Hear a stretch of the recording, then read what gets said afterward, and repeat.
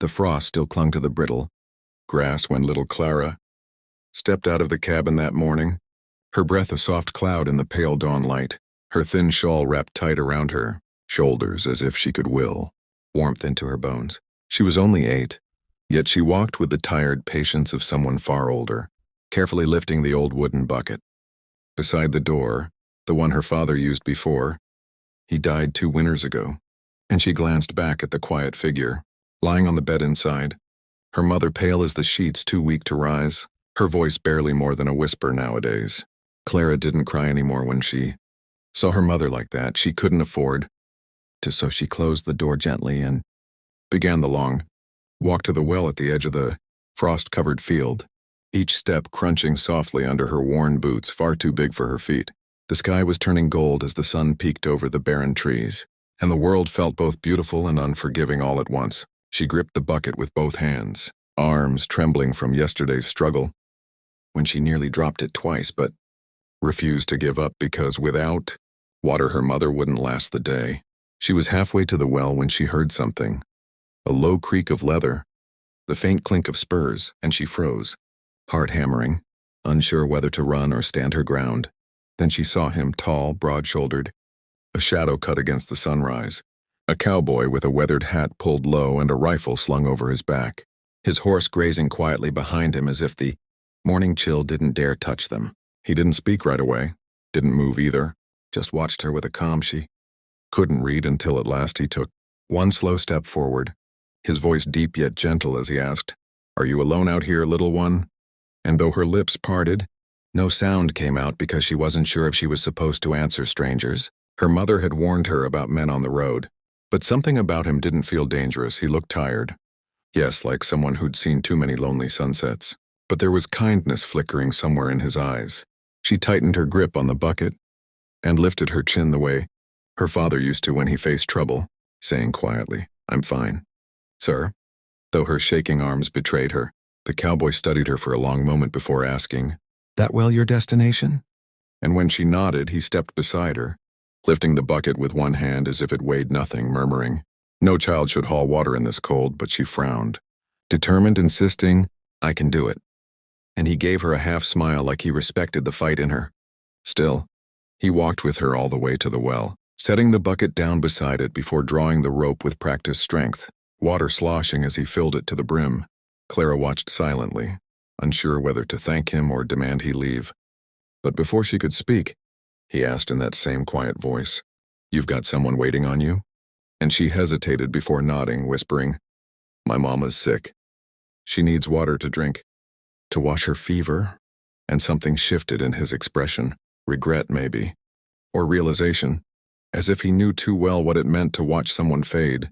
He lifted the heavy bucket again and said, "Then let's not keep her waiting," and walked beside her toward the cabin.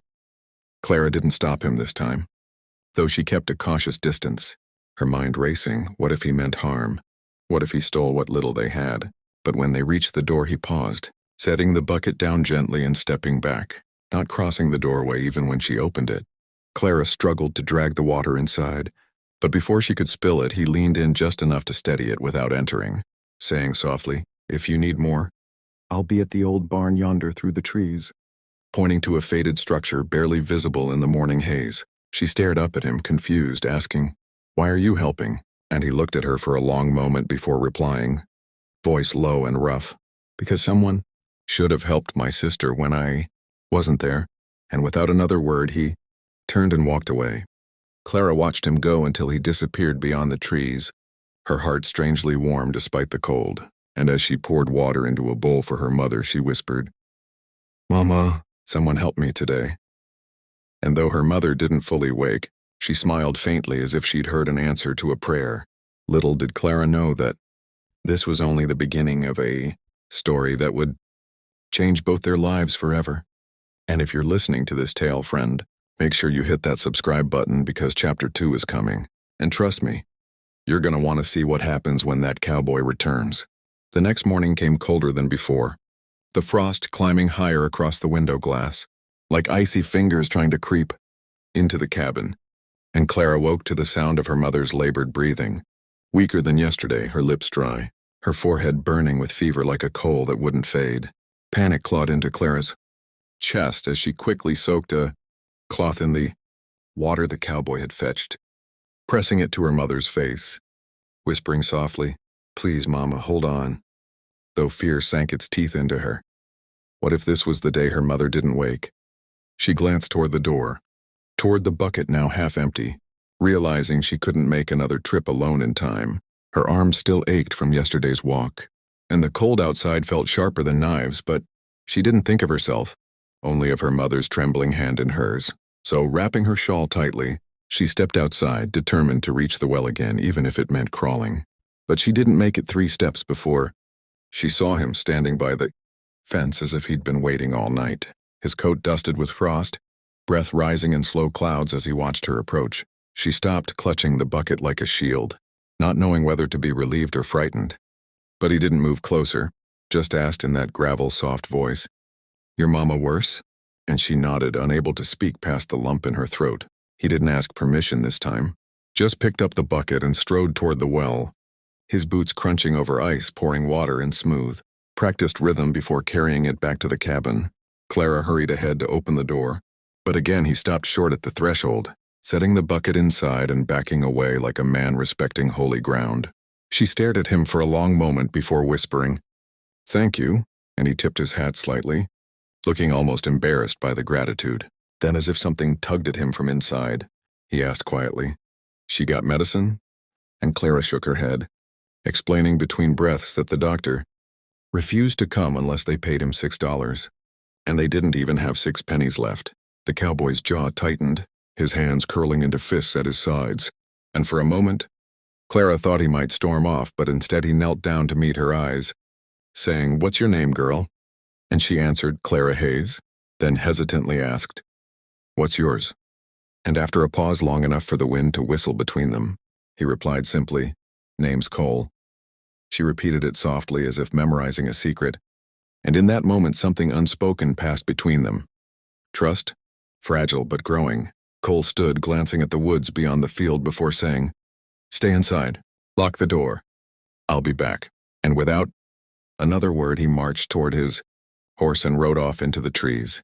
Clara watched him disappear, uncertainty coiling in her chest. Was he truly coming back, or was that the last she'd see of him? Hours passed. Her mother's fever worsened, and Clara bit her lip so hard it bled, whipping the cloth again and again to keep her cool, whispering prayers into the quiet room. Daylight dimmed into evening, and just when despair began to take root, a sharp knock rattled the door, and Clara nearly dropped the bowl in her hands as she rushed to open it, and there he was, Cole, dusted with snow, breath heavy from hard riding, holding a small leather pouch and a jar of something dark. "Doctor gave me this," he said, stepping just inside long enough to set the pouch on the table before backing out again, pausing only to add, "Made him understand it was urgent," and Clara didn't know what that meant. But she saw dried blood on his knuckles and understood enough. Her voice trembled as she asked, "Will it help?" And Cole nodded, gaze softening as he added, "It helped my ma once," voice quiet like someone speaking to old ghosts. Clara rushed to her mother, giving her the bitter medicine carefully, drop by drop, praying with every swallow. Cole stood outside the window, arms folded, watching with the patience of a man who'd weathered storms far worse than winter. Hours crawled by again until, finally, Clara heard it, a sigh, soft yet steady, her mother's breath loosening, the fever fading like night giving way to dawn. Tears spilled down Clara's cheeks as she turned to the window, pressing her hand to the glass where Cole stood. And though he didn't smile, his shoulders relaxed as if a burden lifted. "She's breathing better," Clara whispered through the crack in the door, and Cole replied simply, "Good," before adding, after a long pause, "I'll stay near a few more days, in case you need help." Clara didn't question it this time, didn't ask what drove him, didn't ask what haunted him. She only nodded and said, "We'd be glad," and for the first time in a long while she didn't feel alone. But little did she know, shadows were already creeping toward them from beyond the hills, men who asked questions about a cowboy named Cole, men who didn't knock before entering. But that, dear listener, is a story for Chapter 3, and if you're ready to see how far a stranger will go to protect a little girl and her mama, Make sure you tap that subscribe button, because this tale's just getting started.